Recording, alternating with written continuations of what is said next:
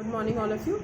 So today I'm going to explain what I have made you people underline in my last video. Okay, let us start with the capitalistic economic system. Okay, let me see the meaning part.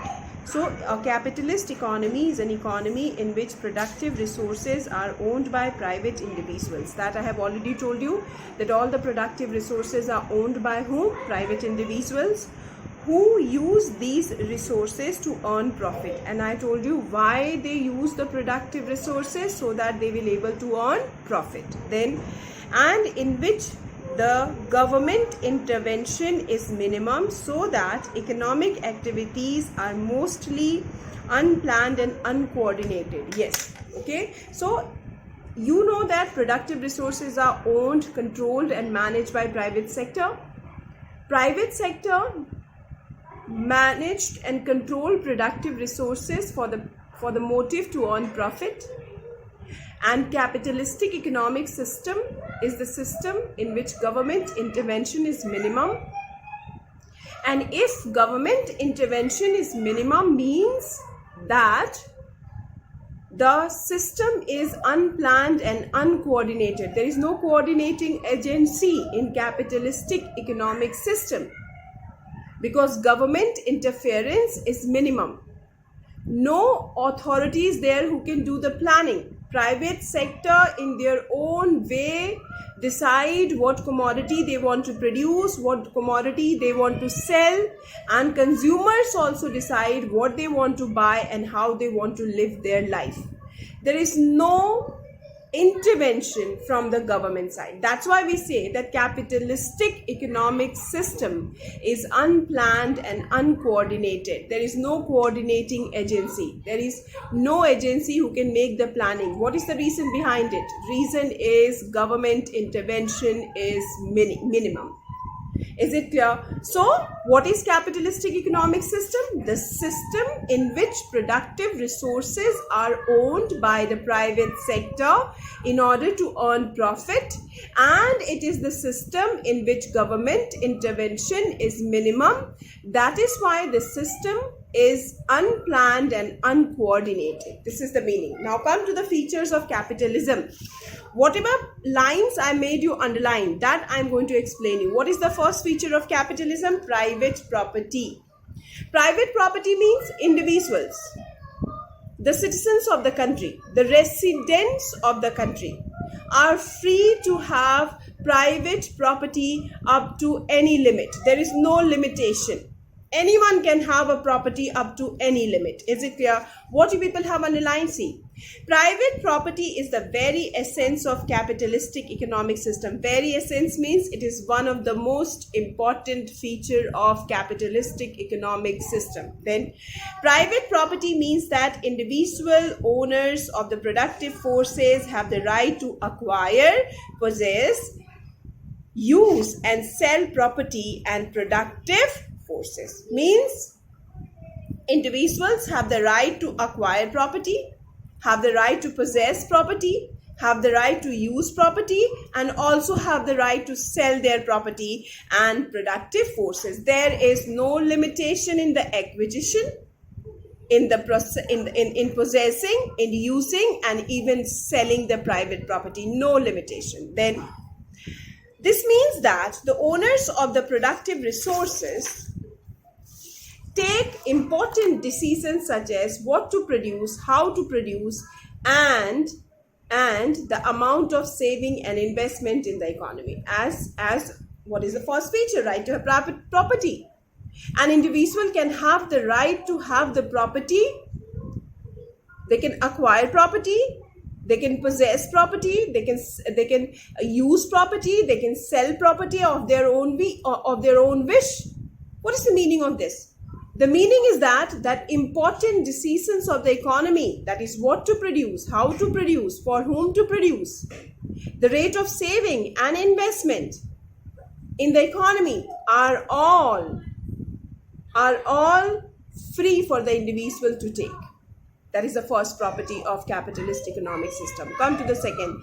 Right of inheritance means the father's property will directly inherit it or pass on to his or her legal heir, that is his son and daughter. Whatever amount of the property a person is having, his property after his death can be easily inherited by his legal heir. That is the meaning. That is the second property, right of inheritance. Okay, what you people have underlined? See, the right of inheritance means that property owned by an individual can be legally passed on to his legal heirs like son and daughter. This provides a powerful incentive to the people to save and accumulate wealth. Yes, obviously. It gives powerful incentive. Incentive means encouragement to the people, because they know that if they will earn more and more wealth and money, they will be able to save the life of their children. So to make the life of their children secure and safe, they acquire more wealth and they keep more wealth so that their children's life will become safer and secure. Safer and secure. That is there. Law of inheritance means the property of father will be easily legally passed on to his legal heir. And what is the most important effect of this property? That it gives an encouragement to the people to save and accumulate. Accumulate means collect more and more wealth so that they can make their children's lives safe and secure. Now come to the third property of capitalism. What is the third property of capitalism? Freedom of enterprise and occupation. Freedom of enterprise and occupation. Two words are used. One is freedom of enterprise, second is freedom of occupation. Enterprise means it talks about producer, entrepreneur. Occupation, who does occupation? Consumers. So this property actually have two property. Freedom of enterprise or entrepreneurs and freedom of occupation. Now see, you will write this property under two heading. First heading will be freedom of enterprise and second heading will be freedom of occupation.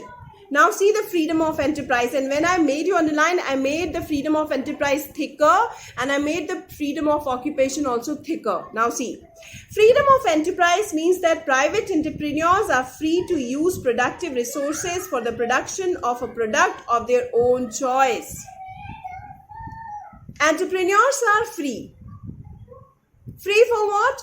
Free for using the productive resources for the production of the goods of their own choice. There is no such limitation from the government that you cannot produce this commodity, you cannot. Even they can produce liquor, they can produce cigarettes, they can produce, luxurious commodities. They may not produce the necessity commodities. All these things happens. Most of the producers in capitalist economy produces those items which are expensive. And which items are expensive? Luxuries. They don't produce necessities. Which is one of the negative or disadvantage of capitalism, which we will discuss later. But just now you need to understand this, that freedom of enterprise means the producers or entrepreneurs or enterprises are free to use the productive resources for the production of the product or commodity of their own choice. There is no restriction from the government. That is the meaning of freedom of enterprise. First paragraph. Then second paragraph, freedom of occupation. See, freedom of occupation implies that individuals are free to choose an occupation of their own choice in accordance with their education, talent, and ability and efficiency. Yes, people are free. Whatever occupation they want to choose, they can choose. And they can choose their occupation according to their education, qualification, talent, and efficiency. So that is the third property. Now see the fourth property. What is the fourth property? Fourth property is for the consumers. Freedom of choice for consumers means consumers are free to consume the commodity of their own choice. Like freedom of enterprise means producers are free to produce the commodity of their own choice. Similarly, in capitalism, consumers are free to choose the consumption of commodity of their own choice. There is no restriction from the government. What you people have underlined? See, consumers are free to buy and consume goods and services of their choice. They are free to spend their income on whatever goods and services they prefer to buy. There is no restriction. Government will not say, you have to buy this only. You cannot buy this. Such kind of restriction, because this is a system where there is minimum government intervention. Next, price. Okay, now you need to understand price mechanism properly. You need to understand price mechanism. The name you see, the name. As I told you, the meaning only I told you that in capitalist economic system, the government intervention is minimum and it is an unplanned and uncoordinated system. Then how this system work? The system work with the help of the system which is called price mechanism. How capitalist economic system work? On the basis of the system of price mechanism. Price mechanism. Price mechanism, it is also called market mechanism. Mechanism means the system. System where prices are determined. Now, as you know that it is a system where government is not existing, government is there, but the role of the government is minimum. So how the prices are decided? Prices are decided by the help of two independent forces, demand and supply. I told you in chapter 2, we have studied prices. In that, I have explained you how prices are determined. I told you that prices are determined by the two market forces, demand and supply. So what is price mechanism? The mechanism in which price of the commodity is determined by the two forces of demand and supply. That is the meaning of price mechanism. And you remember one thing, that capitalistic economic system function according to price mechanism. It is the price mechanism on the basis of which the capitalist economic system function. So, price mechanism is one of the most important function of capitalist economic system.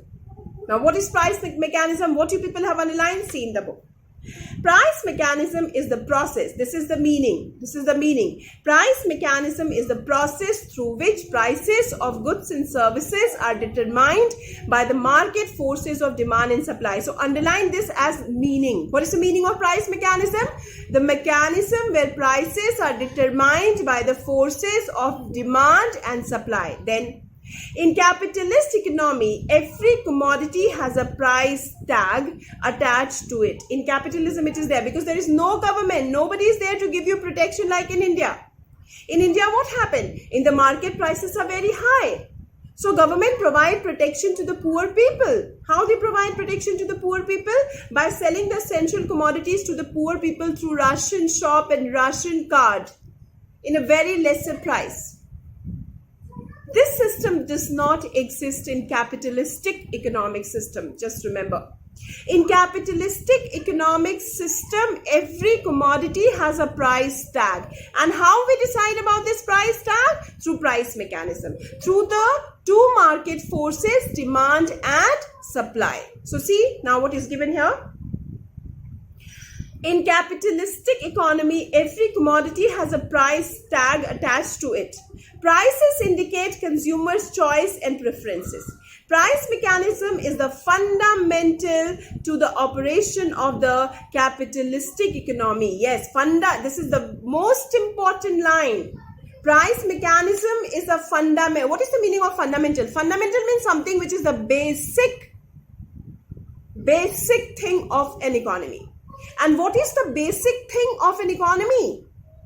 Price mechanism. Why price mechanism is the basic thing of the capitalist economic system? Because capitalistic economic system operates with the help of price mechanism. So three things you people have studied in the price mechanism. First, the mechanism where prices are determined by the two market forces, demand and supply, is called price mechanism. Second, in capitalist economic system, every commodity has a price tag attached to it.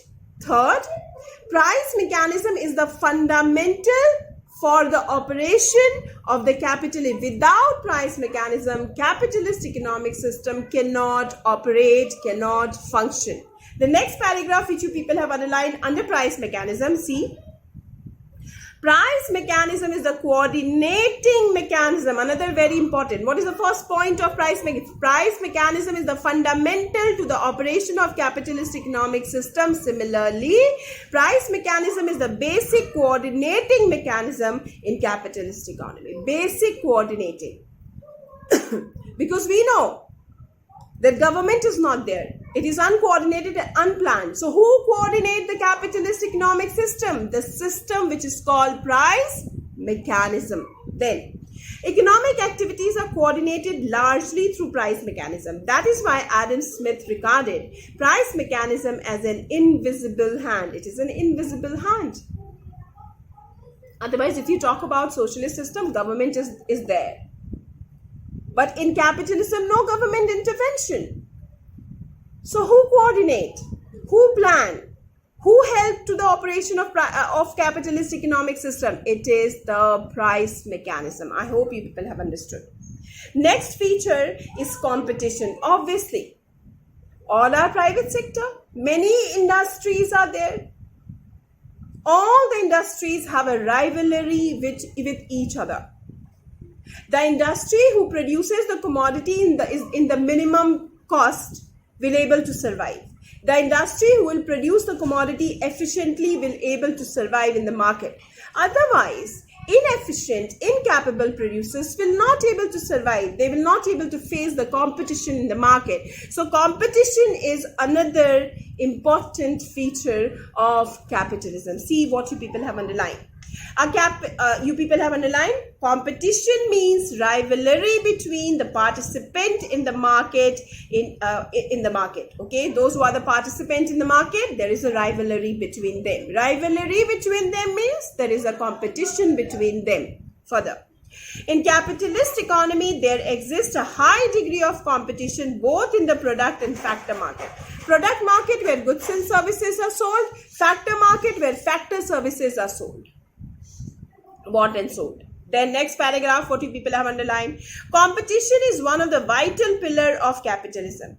Competition tends to promote economic efficiency. Competition ensures that goods and services are produced at the lowest possible cost of production. Yes, every producer tries to produce a commodity in the less cost of production because they want to earn more. Because what is the main motive of capitalism? To earn more profit. Seventh feature. What is the seventh feature? Profit motive.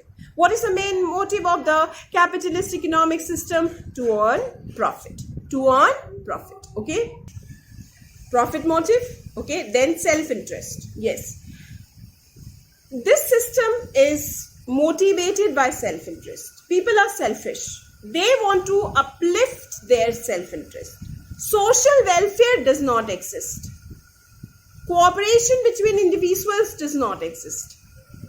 Every individual is guided by profit motive. If your aim is profit motive, means you are going to push the other person and to fulfill your self-interest. So self-interest is another important characteristics of capitalism. Okay, now see all of you. A capitalist economy is characterized by the motivation of self-interest. Each individual is guided by self-interest in his economic pursuit.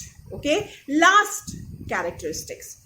Minimum government intervention. There is no government intervention under capitalist economic system. Okay, all economic activities and the working of all economic activities are done by the help of two market forces, demand and supply. The government intervention is minimum, is least. So today I have explained to people the features of capitalistic economic system. In my tomorrow video, I am going to explain you the features of socialistic and mixed economic system. For today, this much. Thank you, children.